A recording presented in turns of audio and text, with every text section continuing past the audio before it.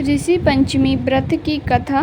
ऋषि पंचमी के दिन जो व्रत करता है, जो नारी व्रत करती है, उसके सारे पाप नष्ट हो जाते हैं, सुख संपदा में वृद्धि होती है। तो आज हम ऋषि पंचमी व्रत की पौराणिक कथा सुनेंगे।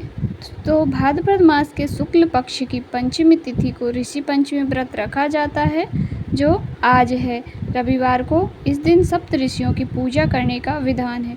ऋषि पंचमी के दिन कश्यप ऋषि की जयंती भी मनाई जाती है तथा इस दिन से दिगंबर जैन समुदाय का 10 दिवसीय पर्युषण महापर्व की शुरुआत भी होती है। आइए सुनते हैं ऋषि पंचमी व्रत की कथा। इस कथा के अनुसार विदर्भ देश में उत्तंक नामक एक सदाचारी ब्राह्मण रहता था। उसकी पत्नी बड़ी पतिव्रता थी, जिनका नाम सुशीला था। उस ब्राह्मण के एक पुत्र तथा एक पुत्री, 2 संतान थी। विवाह योग्य होने पर उसने समान कुलशील वर के साथ कन्या का विवाह कर दिया। देवयोग से कुछ दिनों बाद वह विधवा हो गई। दुखी ब्राह्मण दंपत्ति कन्या सहित गंगा तट पर कुटिया बनाकर रहने लगे। एक दिन ब्राह्मण कन्या सो रही थी कि उसका शरीर कीड़ों से भर गया। कन्या ने सारी बात माँ से कही। माँ ने पति से सब कहते हुए पूछा, प्राणनाथ, मेरी साध्वी कन्या की यह गति होने का क्या कारण है?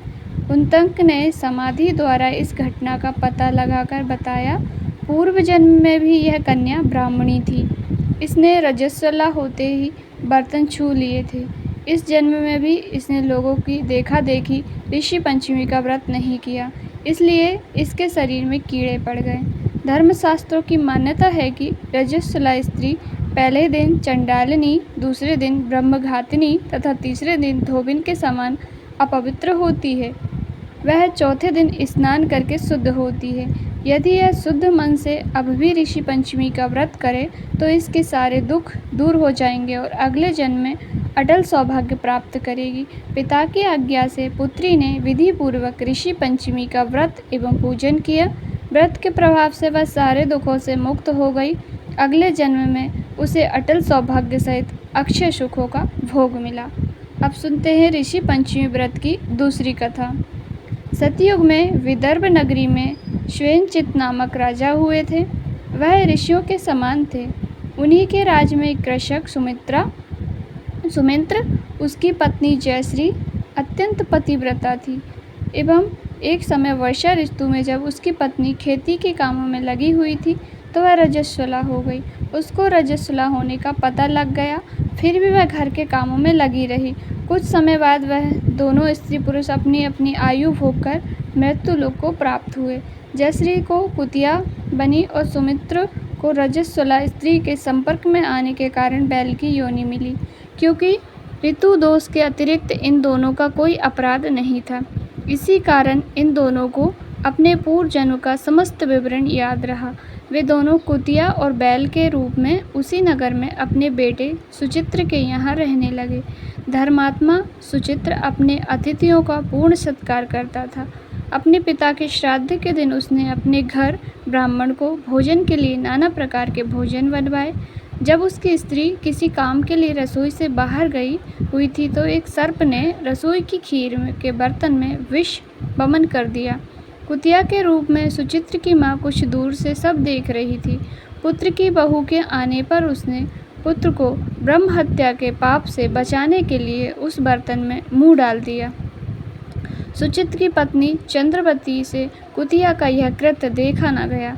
उसने चूल्हे में से जलती लकड़ी निकालकर कुतिया को मारी।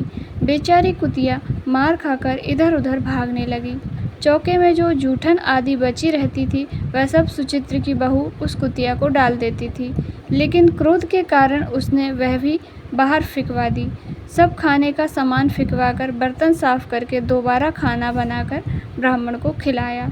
रात्रि के समय भूख से व्याकुल होकर वह कुतिया बैल के रूप में रह रहे अपने पूर्व पति के पास आकर बोली, हे स्वामी, आज तो मैं भूख से मरी जा रही हूँ। वैसे तो मेरा पुत्र मुझे रोज़ खाने को देता है, लेकिन आज मुझे कुछ नहीं मिला। सांप के विष वाले खीर के बर्तन को अनेक ब्रह्म खाते तो ब्रह्म हत्या के भय से छूकर उनके न खाने योग्य कर दिया। इसी कारण उसकी बहू ने मुझे मारा और खाने को कुछ भी नहीं दिया। तब वह बैल बोला, हे भद्रे, तेरे पापों के कारण तो मैं भी इस योनि में आ पड़ा हूँ और आज बोझा ढोते ढोते मेरी कमर टूट गई है। आज मैं भी खेत में दिन भर हल में जुता रहा। मेरे पुत्र ने आज मुझे भी भोजन नहीं दिया और मुझे मारा भी बहुत। मुझे इस प्रकार कष्ट देकर उसने श्राद्ध को निष्फल कर दिया। अपने माता पिता की इन बातों को सुचित्र सुन रहा था। उसने उसी समय दोनों को भरपेट भोजन कराया और फिर उनके दुख से दुखी होकर वन की ओर चला गया। वन में जाकर ऋषियों से पूछा कि मेरे माता पिता किन कर्मों के कारण इन नीची योनियों को प्राप्त हुए हैं और अब किस प्रकार से इनको छुटकारा मिल सकता है। तब शर्वतमा ऋषि बोले, तुम इनकी मुक्ति के लिए पत्नी सहित ऋषि पंचमी का व्रत धारण करो तथा उसका फल अपने माता पिता को दो। भाद्रपद महीने की शुक्ल पंचमी को मुख शुद्ध करके मध्याह्न में नदी के पवित्र जल में स्नान करना, नए रेशमी कपड़े पहनकर अरुंधति सहित सप्त ऋषियों का पूजन करना। इतना सुनकर सुचित्र अपने घर लौट आया और अपनी पत्नी सहित विधि विधान से पूजन व्रत किया।